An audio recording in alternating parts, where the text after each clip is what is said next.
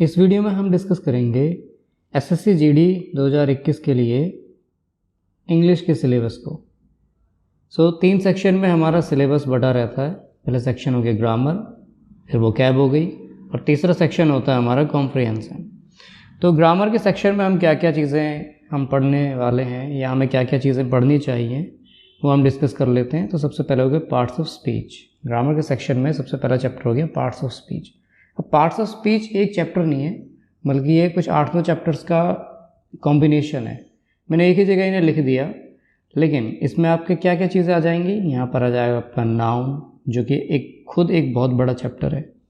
फिर प्रोनाउन हो गए, है ना, ये अपने आप में खुद अलग अलग बड़े बड़े चैप्टर्स हैं। एडजेक्टिव्स हमारे हो गए, वर्ब हो गई, एडवर्ब हो गए, हमारे प्रपोजिशन हो गए, कंजंक्शन हो गए, और है हमारे इंटरजेक्शन। अगर आर्टिकल को भी हम इन्हीं कैटेगरी में डाल दें तो आर्टिकल भी क्या हो सकते हैं, हमारे पार्ट ऑफ स्पीच होते हैं। तो ये सारी चीज़ें हम इसमें पढ़ेंगे। इसके बाद नरेशन हो गए, है ना, डायरेक्ट इनडायरेक्ट स्पीच हमने पढ़ी होंगी तो नरेशन में आ गई। एक्टिव पैसिव वॉइस स्पीचेस में आते हैं। सो ये यहाँ पर टाइपिंग एरर हो गया, यहाँ पे ये वॉइस होना चाहिए। तो एक्टिव और एक्टिव वॉइस, पैसिव वॉइस, ये सब चीज़ें हम पढ़ेंगे। टेंसेस हो गए हमारे। टेंस भले ही वर्ब की फॉर्म होती है, तो वर्ब वाले सेक्शन में बहुत कुछ हम सीख चुके होंगे, तो वो सारे कॉन्सेप्ट हम टेंसेस में लगाएंगे। सेपरेटली हमें इसे पढ़ने की ज़रूरत है, तो इसलिए मैंने अलग चैप्टर में इसको कंसीडर किया है। क्वेश्चन टैग से क्वेश्चन हो गए। यहाँ पर कंडीशनल सेंटेंसेस पढ़ेंगे, SVA पढ़ेंगे, सब्जेक्ट वर्ब एग्रीमेंट, ये सब बहुत इंपॉर्टेंट चैप्टर है। डीपली हम इनको पढ़ें। देखो, ये हमने देखना कि भाई SSC GD में बेसिक क्वेश्चन पूछे जाते हैं। देखो, किसी एक एग्जामिनेशन को अगर हम टारगेट करके इंग्लिश सीखेंगे तो फिर हम सीख नहीं पाएंगे। आप इस तरह से पढ़िए कि हर एक एग्ज़ाम में आपको काम आ जाए।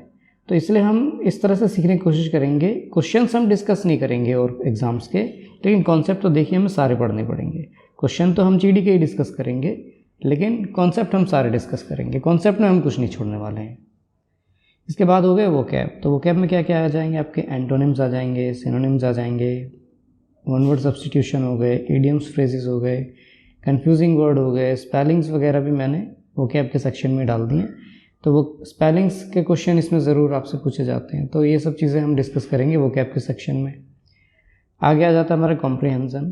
तो एक अनसीन पैसेजेस आप पढ़ सकते हैं। प्रैक्टिस के लिए हम अनसीन पैसेजेस देखेंगे। उसमें क्या होगा, एक अनसीन पैसेज दिया होगा आपको, उससे रिलेटेड 2-3 क्वेश्चंस होंगे। आपको इस पैसेज को समझ के इन क्वेश्चंस को आंसर करना है। अभी यहाँ पर बहुत सारी गलतियाँ हम ये कर देते हैं कि कई बार हम सोचते हैं कि जो क्वेश्चन पूछा है उसके सिर्फ शब्दों को हम फॉलो करने की कोशिश करते हैं।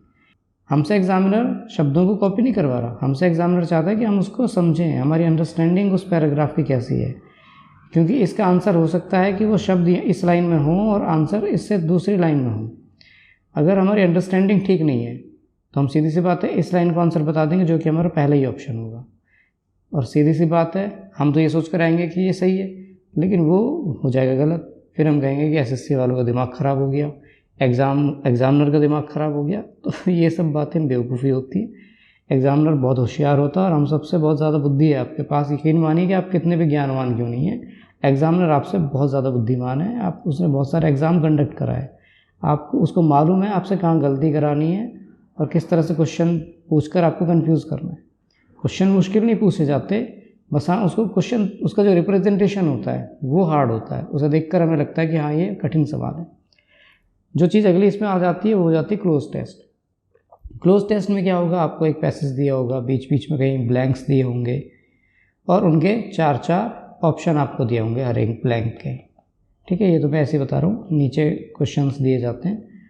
तो अब आपको यहाँ पर इन 4 में से जो बेस्ट सूटेबल है वो भरना होगा।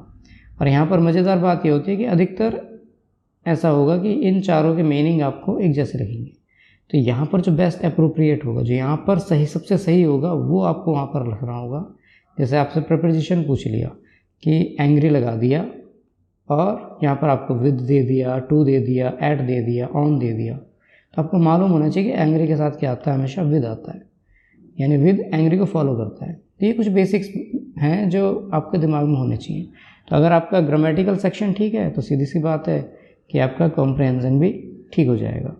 तो इन बातों को ध्यान में रखना है। दूसरा ये है कि आपको अपनी रीडिंग को भी इम्प्रूव करने के लिए थोड़ा रीडिंग करनी भी होगी, है ना। न्यूज़पेपर पढ़ लिया, कोई भी बुक आपके पास है, किसी भी तरह की टेक्स्ट बुक है, किसी भी क्लास की टेक्स्ट बुक है, आप रीडिंग की हैबिट डालें, क्योंकि अंडरस्टैंडिंग जो है रीडिंग से ही सुधरेगी।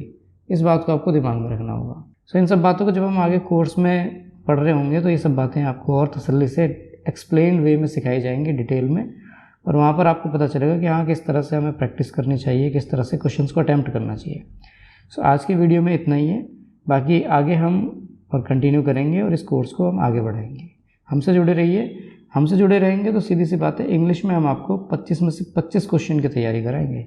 यानी अगर हमसे आपने पढ़ा तो 25 आउट ऑफ 25 की हमारी कोशिश रहेगी कि आपके आ जाए। लेकिन प्रैक्टिस देखिए आपको करनी होगी, मेहनत आपको करनी होगी। ये नहीं कि हमने पढ़ा दिया तो नंबर आ जाएंगे।